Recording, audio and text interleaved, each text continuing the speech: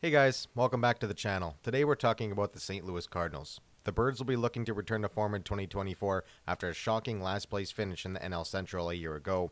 Two big keys for the Cards returning to form is the production of Nolan Arenado and Paul Goldschmidt. Arenado's 26 home runs last year was his lowest over an entire season since 2014.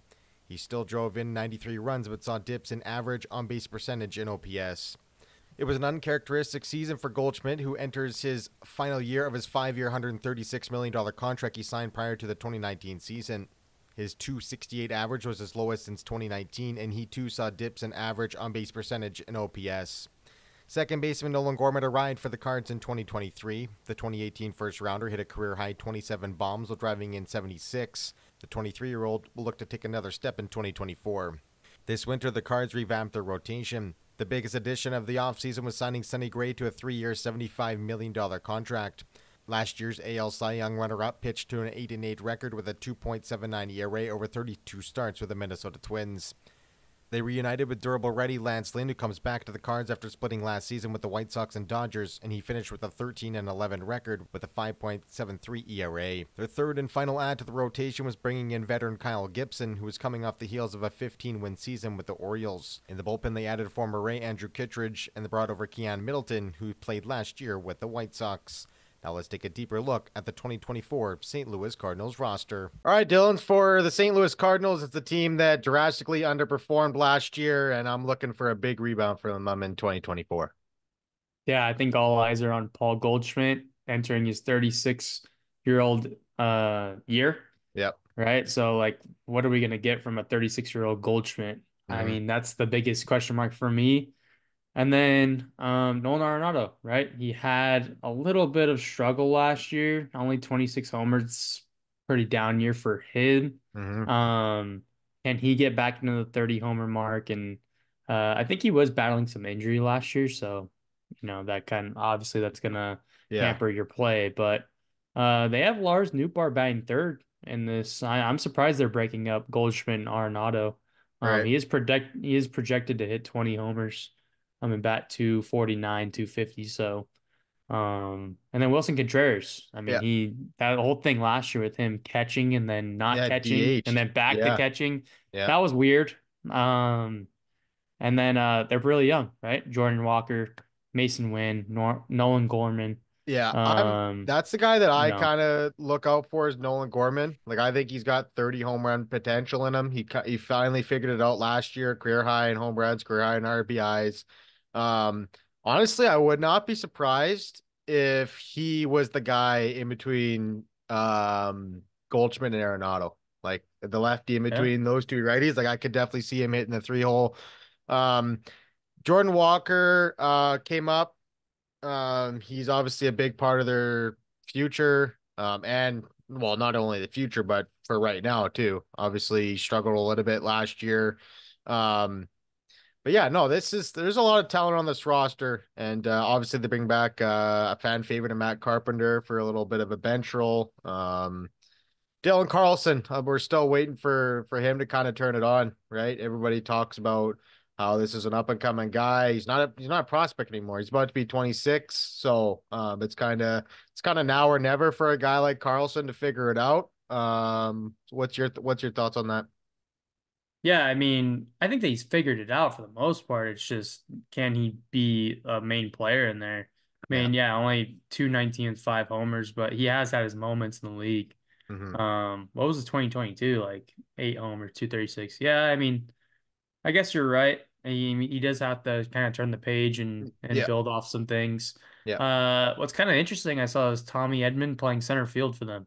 Yeah. That's who they're projecting to be their starting center fielder.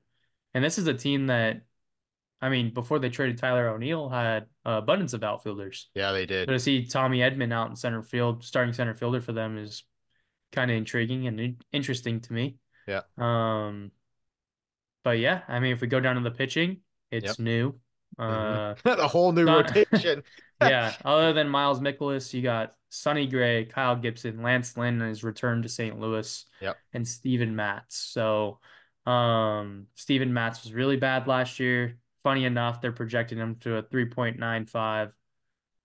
Oh, wait, was it the year before he was bad? It says 3.86 right here in Uh, 2023.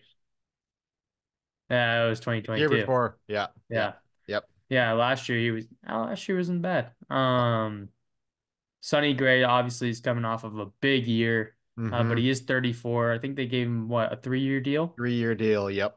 Yeah, so Kyle Gibson's going to eat the innings, 192 in 2023. Well, if you look at the Lance Lynn, projected, they're just projected to eat a lot of innings. I think I yeah, just saw a 175 for almost all of them. So I mean, if you're getting upwards of that for all your projected guys, I mean yeah, that's a lot of innings right there. Obviously, other than Steven Matz at 115, but Mikolas had a pretty decent year last year, up and down. Gibson, like he won like 15 games last year, which is kind of crazy for the Orioles, but he's just a guy that just eats innings. He's going to eat 5, 6 to yeah, start. Obviously, Sonny Gray coming off that Cy Young candidate. Um, yeah, there's a lot to like about this, but at least the top two for sure, and then the bottom three, kind of a toss up for sure. But I mean, the thing that really intrigues me about this team is the bullpen. I mean, you got a two-headed monster with Gallegos and Helsley at the bottom of that pen. You bring in a guy like Andrew Kittredge, Middleton, who's battled some injuries the last couple years, but yeah, they got a dominant guy that throws triple digits at the back of that pen. yeah. I think that Helsley's going to be one of those guys that, going back to what, 2022? 2022 is the year that they lost in the playoffs, right? Yeah, And that meltdown, yep, right?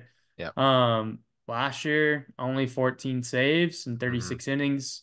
Obviously, there wasn't many opportunities for saves last year with the way Yeah, that things went with this team. right. I wouldn't be surprised to see Gallegos kind of take the closer spot from him. Yeah. What do Oh, you that's it. think? Yeah, it could be like a closer by committee, like Yeah. this like alternating kind of like a matchup role. Like maybe you like Helsley in this matchup and you like Gallegos in another type of matchup. Like I could see them both kind of splitting time for sure. Yeah, in Um, 23 it was 14 saves to yeah, 10 saves. right. So, What are they projected for 24? yeah, let's see. They're projecting the Helsley to be the closer again. 29. So, Yeah. Um, Helsley was a little banged up last year as well, right? Right. Yep. Yeah, Yep. so that's where Gallegos got the opportunity. That's why I was saying, Hmm. it wouldn't surprise me, if Gallegos, hasn't Gallegos been their closer before in the past? Yeah, 14 saves in 2022, Yeah. 10 in 23, and then they're only Yeah. projecting three in 2024. I highly doubt that. Right. So I don't know. As far as payroll goes for this team in the long term, you got Paul Goldschmidt's a free agent at the end of the year, so this is a walk year for him. Hmm. Um, that's gonna be kind of interesting. Sonny Gray, like I said, is locked up through age at least 37. Yep. Miles Mikolas at 17 million is probably about right. Mhm. Wilson Contreras, I'm wondering if they're regretting that deal at this point. Yeah. It didn't age well the first year, that's for sure. And you're on the hook for 4 more to 18 mil. Yeah. It's yeah, like you were talking about the off the hop there. They give this guy a 5-year deal, and then all of a sudden, a month and a half into his 5-year contract, they're saying he's not catching anymore. So it was just a whole weird ordeal type thing. But I mean, they got a pretty high payroll. They're not quite at the luxury tax. They still could add something to this team if they went out and chose to do so. But um Who do you think that would be based off of their depth chart? Do you think that's a um starter? Like, do you think that's a Montgomery, and then you push one of these it guys it to the could be like pen? I could see them adding a starter and putting Steven Matz in the pen because he did that last year. Um Yeah, 19 yeah, starts it's last year. Or so sorry, this is projected 19 starts this yeah. year. He had 17 starts last year. So kind of half and half type thing. Yeah.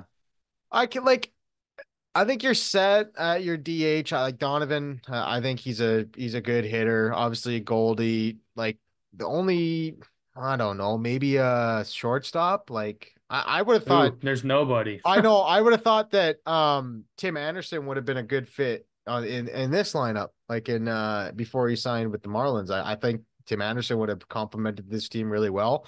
Obviously, he's off the market, but yeah, there's not really much shortstops left, so they're probably going to be rolling with Mason Wynn. I don't really know much about him. Obviously, Or he's a Tommy young Edman. kid, or Tommy Edman, true, yeah. Yeah. And you could get So a center fielder like Bell. What if they sign Bellinger and they move Tommy Edman to short? Like that's totally, maybe that's an option. I don't know. yeah, I mean you'd go Goldschmidt, Bellinger, Arenado this year. That'd Yeah. be your 2, 3, 4. Hmm. And you're stoning them away from the Cubbies, who, Yeah. that's gonna be a team that's chasing them down as we move to the standings right here. Let's go take a look. Yeah. Right. I mean, they have the Cubs at 80 and 82. I mean, I feel like that's pretty on par. They have Hmm. the Cardinals going from worst to first. Yeah. So they were 71 and 91 last year. It was a weird, weird year for the Cardinals. Yeah. They're They a just lot never better on got in paper. sync. Yeah. Yeah. They just were not in sync all year. They lost so many close games last year. I mean, like you said, good team on paper. It just, for whatever reason, it just didn't work out. Yeah, they have them only winning 83 games. If we go through all the projections, that might be the lowest. Yeah, Mhm. that's the lowest amount of wins to win a For division. right. Yeah. So this division is up in the air. It's a I mean, even toss up. the Pirates are listed as last and are only 6 games back of what's projected first place. So Yeah. I think the Reds take a jump forward. The Cubs with Craig Counsell, they haven't added like I thought they would. Hmm. There's still 4 guys on the market. All 4 of them fit the bill. Bellinger, Snell, Chapman, Montgomery. All I could see all of them on the Cubs. Hmm. The Brewers aren't going to spend. They just No. got rid of Corbin Burns. Yep. So how's that going to look? And then but they won 92 games last year, so it's weird. Yeah. And the Cardinals, they added a lot, and they're banking on Goldschmidt and Arenado doing what Goldschmidt and Arenado usually do. So, Yep. uh, and young kids stepping up, right? So, Right. Yep. I think that'll do it. You got anything to add? do you think the Cardinals are first place this year? I do. I do. I think they are a first place team. I think the Brewers are going to take a step back from last year. I think I could see the Reds potentially sneaking in here and snagging that division too. Like that's an interesting team. But yeah, this division is a lot like the AL Central. Like it's a complete toss up on potentially who wins that. So, Yep. you got anything to add? No, I think that's all. Like and subscribe, and we'll see you on the next one.